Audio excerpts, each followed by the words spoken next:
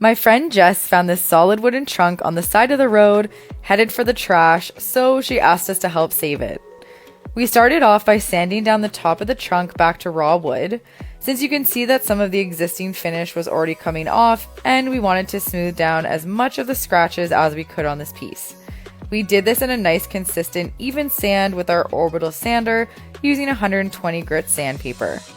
There were some areas of the trunk that had bigger scratches on it, so we went around and tried to buff those out with sanding to get it as smooth as possible. Because even though we knew that we're going to paint the bottom of this chest, paint does not change the texture of your wood, so scratches would still show through even after you paint.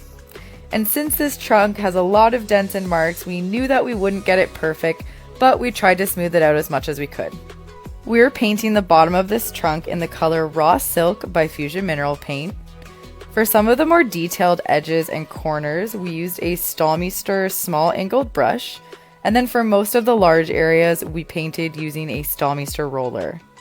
We ended up doing 3 thin coats of paint so that we could have our finished look.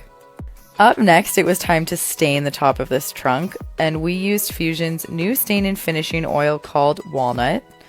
We applied this using a cheap paintbrush because you don't want to use one of your high quality brushes for this kind of application.